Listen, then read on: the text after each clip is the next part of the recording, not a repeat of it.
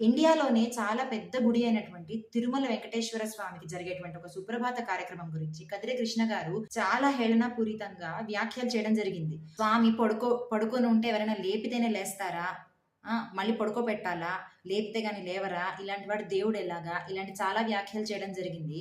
Freedom of speech and expression.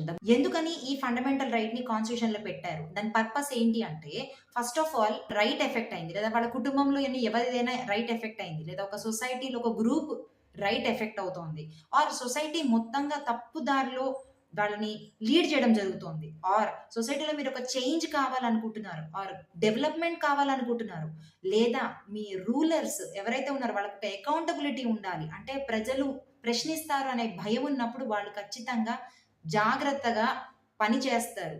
వీటి కోసమని మనకు freedom of speech and expression ఇచ్చారు. అంతేకాని ఇందులో జరుగుతున్నటువంటి ఒక క్రతువు గురించి ఇష్టం వచ్చినట్టుగా వ్యాఖ్యానాలు చేయడానికి మనకు freedom of speech and expression ఇవ్వలేదు. హిందువులే అక్కడికి వెళ్ళి పూజలు చేసుకుంటున్నారు. హిందువులు ఇస్తున్నటువంటి పైసలతోటే టీటీడీ అనే దాన్ని ఏర్పాటు చేశారు. ఇంకా ఆ యొక్క అమౌంట్ నుంచి గవర్నమెంట్ కూడా కొంత సొమ్ము వెళ్తున్నది మనందరికీ తెలిసిన విషయమే. ఇలాంటి ఒక గుడిలో సుప్రభాతం అనే క్రతువు జరుగుతోంది. దానివల్ల మనం ఇందాక మాట్లాడుకున్నట్టు ఎవరిదైనా రైట్ ఎఫెక్ట్ అవుతుందా? ఎవరైనా కుటుంబం ఎఫెక్ట్ అవుతుందా? సొసైటీలో ప్రాబ్లమ్స్ జరుగుతున్నాయా దానివల్ల? ఏంటి బాధ? అక్కడ సుప్రభాతం జరుగుతున్నప్పుడు మనకి కలుగుతున్నటువంటి బాధ ఏంటి?